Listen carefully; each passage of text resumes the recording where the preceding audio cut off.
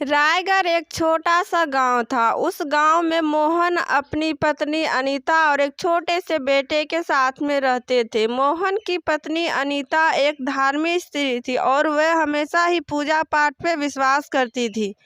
मोहन खेती बाड़ी करके अपने परिवार का भरण पोषण करते थे।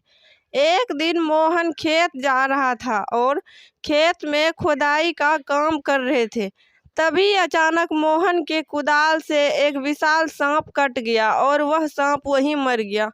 मोहन बहुत ही दुखी हो गया और बोला, हे भगवान, ये मुझसे कैसा अपराध हो गया कि यह बेजुबान जीव मेरे कुदाल से कट गया है। यह मुझसे बहुत बड़ा अपराध हो गया है। भगवान, इस अपराध के लिए मुझे क्षमा कर दीजिए और मैं इस सांप के बच्चे को अपने घर लेके जाता हूँ, वहीं इसकी देखभाल करूँगा। हो सकता है इससे मेरा थोड़ा सा पाप कम हो जाए। मोहन उस सांप के बच्चे को लेकर घर चले जाते हैं। इधर वह नागिन जोर जोर से रोने लगती है और कहती है, हे भगवान, ये क्या हो गया? मेरे पति को मार के मेरा बच्चा भी ले गया है। मैं उस किसान को नहीं छोड़ूंगी जब तक मैं उससे उसके पूरे परिवार से बदला ना ले लूं। मुझे शांति नहीं मिलेगी। ऐसा कहकर नागिन उस किसान से बदला लेने के लिए निकल जाती है। उधर मोहन अपने पत्नी से कहता है, अरे भाग्यवान, आज मुझसे बहुत बड़ा अनर्थ हो गया है और इसका सजा भगवान जाने मुझे कैसे देंगे।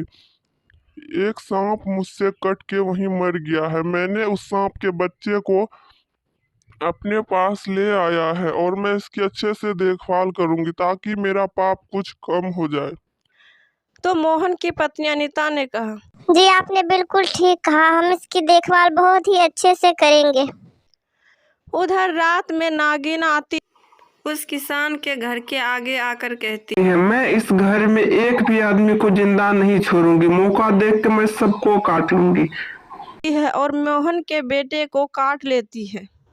और तभी वहां पे मोहन और उसकी पत्नी आते हैं और जोर जोर से रोने लगते हैं और कहते हैं, हे भगवान, मेरा तो इस दुनिया में एक ही बेटा था, यह क्या कर दिया तुमने? अब हम लोगों को कौन देखेगा?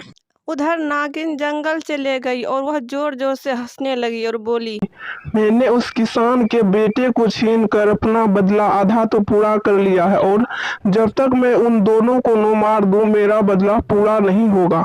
मैं आज ही उन दोनों को भी खत्म कर दूंगी। ऐसा कहकर नागिन दोबारा से उस किसान के घर जाती है तो देखती है कि किसान और उसकी पत्नी उस छोटे से बच्चे नाग को दूध पिला रही है। और तभी अनीता कहती है, भगवान ने मुझसे मेरा बेटा तो छीन लिया है, अब तुम्हें ही दूध पिलाकर अपने बच्चे का शौक पूरा करूंगी। हे भगवान, मैंने क्या बिगाड़ा था तुम्हारा जो तुमने मुझसे मेरा बच्चा छीन लिया? इधर नागिन अपने बच्चे को देखकर वह समझ नहीं पाती है और वह अपने आप पर पछताने लगती है और कहती है, हे भगवान, ये मुझसे कितना बड़ा अपराध हो गया है। इन दोनों ने तो मेरे बच्चे की जान बचाई और मैंने इन दोनों के बच्चे को ही इनसे छीन लिया है। ये मुझसे कितना बड़ा अपराध हो गया है भगवान।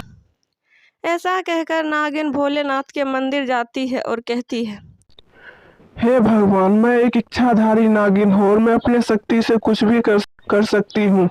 मुझे इतना शक्ति दीजिए कि मैं उन दोनों के बच्चे को लौटा सकूं।